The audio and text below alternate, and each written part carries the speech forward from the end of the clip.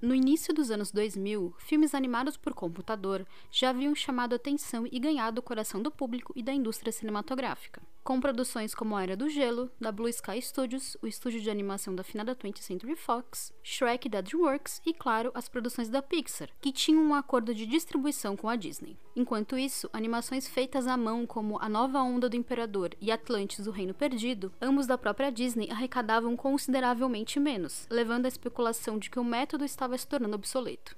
Somado a outros retornos infrutíferos do estúdio, a Disney decidiu reduzir a unidade de animação em Burbank, na Califórnia, e iniciar os planos de adaptar completamente o estúdio para produzir filmes animados por computador. A decisão gerou a demissão da maioria dos funcionários da divisão, com apenas alguns profissionais convidados a continuar e acompanhar a mudança do estúdio. A essa altura, a maioria dos longas-metragens da Disney da década de 1990 havia sido desmembrado em sequências para VHS e séries de televisão feitos pela Disney Television Animation. Os novos filmes desenhados à mão que já estavam em produção no estúdio em Burbank, como Planeta do Tesouro, lançado em 2002, e Nem que a Vaca Tussa, lançado em 2004, continuaram sendo desenvolvidos, mas não conseguiram corresponder às expectativas de bilheteria. Restou apenas para o estúdio da Flórida o papel de continuar a produção de filmes animados desenhados à mão, com custos muito mais baixos que os orçamentos caríssimos feitos em Burbank nos anos anteriores. Neste pequeno grupo existiam jovens artistas unidos e famintos por uma oportunidade de provar o que podiam realizar. Foi nesse ambiente que o animador Chris Sanders pressionou a Disney a diferenciar o escopo de filmes, dando ao estúdio a oportunidade de fazer um filme menor, mais pessoal e com orçamento reduzido sobre um alienígena caótico que cai na Terra e conhece o significado de família. Eu sou Júlia Gavilã e esse é o Mais Que Um Filme.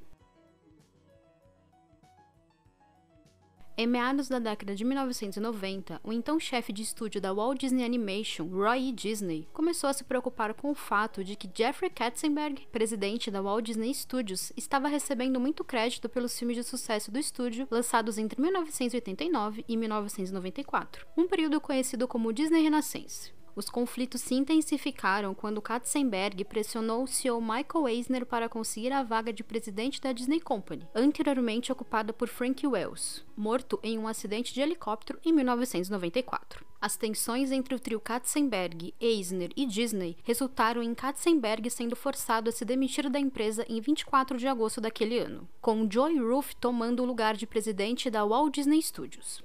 Poucos meses depois, em 12 de outubro de 1994, Katzenberg seria um dos fundadores da DreamWorks, cuja divisão de animação se tornou um grande rival da Disney em animações e longas-metragens. Enquanto isso, a Disney lidava com a segunda metade do renascimento das animações do estúdio, que nem sempre foram tão bem sucedidas como a primeira leva de produções.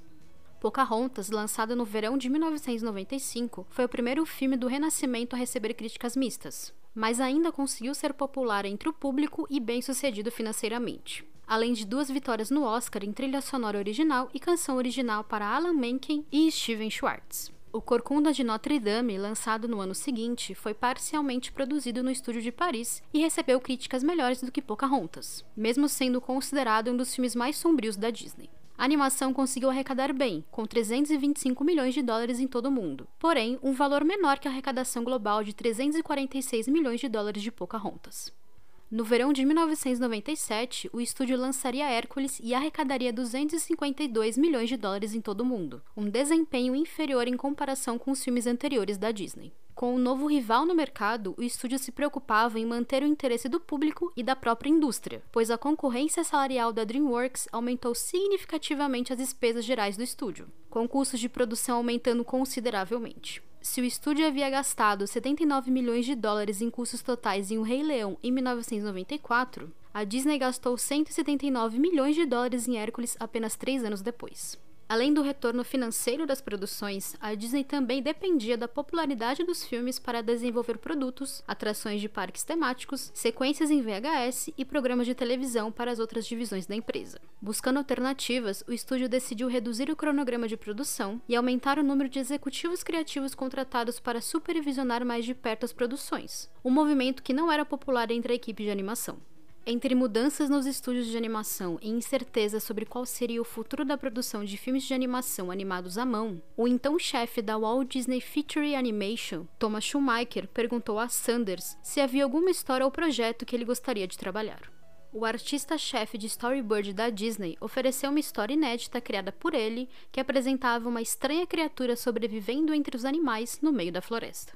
O projeto, originalmente planejado para ser um livro infantil, estava abandonado desde 1985, porque o escopo era simplesmente grande demais para caber em um livro do tipo. Ao apresentar a história para Schumacher, o executivo gostou do conceito, mas sugeriu ao animador ambientar a história no mundo humano para tornar maior o contraste entre a criatura e os outros personagens. Pronto para trabalhar na ideia, Sanders convidou o cineasta Jean DeBlois para ajudar a desenvolver a história. Os dois já haviam trabalhado juntos em Mulan, produção feita pelo estúdio de Miami, que tinha DeBlois como chefe de história e Sanders como roteirista e supervisor de história. Schumacher também colocou o roteirista como co-diretor do projeto ao lado de Sanders, com a intenção de contratar um roteirista profissional que desse o clássico polimento Disney à história. Entretanto, isso nunca aconteceu, e tanto Sanders como DeBlois acabaram compartilhando créditos de roteiro em Lilo e Stitch. Embora Sanders tenha concordado com a sugestão de Schumacher de que o filme precisava de um elemento humano, ele ainda queria definir a ação em algum ambiente isolado. Originalmente localizado no Kansas, um local onde Stitch pudesse interagir com outros personagens sem causar grandes estragos, o animador decidiu redirecionar a história para as Ilhas Havaianas após olhar o mapa e observar o quão remota elas eram. A escolha de ambiente era inédita para a Disney, que já havia direcionado histórias para a Europa, América do Norte, África e Ásia. Porém, havia uma questão pertinente a ser considerada. Tanto Sanders quanto DeBlois aprenderam trabalhando em Mulan que, ao incorporar uma história em um local específico real, havia certos elementos culturais que não eram conhecidos por eles e não podiam ser usados livremente sem contexto. Então, após escolher o local, a dupla visou conversar com o maior número possível de havaianos e verdadeiramente conhecer costumes culturais e sociais.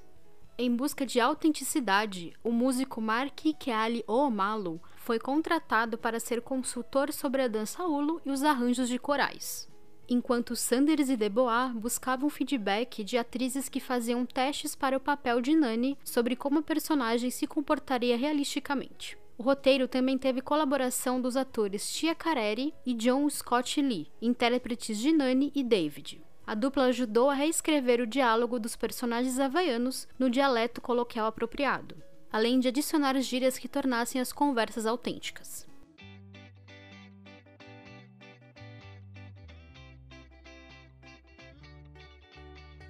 Embora o cenário havaiano fictício do filme tenha moldado os temas do roteiro de Sanders e DeBlois, o processo de animação desempenharia um papel importante no formato do filme que as pessoas assistiriam.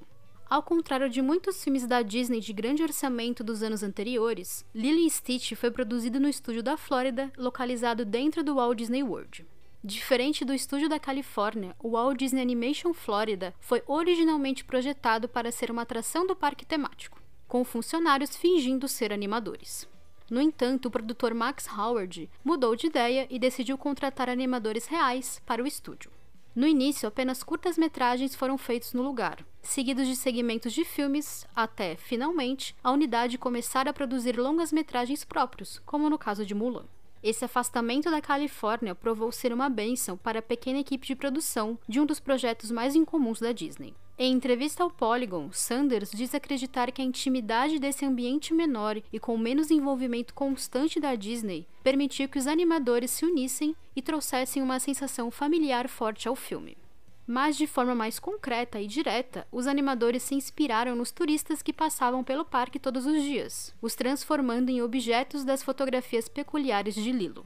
Apesar da insistência de Schumacher de mudar o estilo de animação para o traço mais tradicional da Disney, Lilo e Stitch manteve o estilo artístico pessoal de Sanders do começo ao fim. Graças à supervisora visual Sue Nichols, que desconstruiu e analisou completamente a arte de Sanders, os animadores conseguiram replicar o estilo com facilidade. Ao contrário de outros filmes de animação da época, Lilo e Stitch incluiu pouco CGI, empregando técnicas de aquarela que não eram usadas no estúdio desde Dumbo, lançado em 1941. Parte disso decorreu do fato de que Sanders sabia que os designers de personagens criados por ele não funcionariam em CGI, especialmente quando se tratava de personagens humanos. Outro motivo para o uso limitadíssimo de CGI era o orçamento, ou a falta dele. O estúdio de Miami não tinha dinheiro suficiente para CGI, então a equipe precisava ser esperta sobre o direcionamento do orçamento. A personagem Nani, por exemplo, originalmente tinha 2 designers de camisa diferentes, mas seria muito caro renderizar o segundo. Removendo detalhes simples, como o bolso traseiro de um short jeans ou o logotipo de uma camiseta, a equipe preferiu focar nas cenas onde realmente precisava de sombra, como os momentos com árvores e arbustos.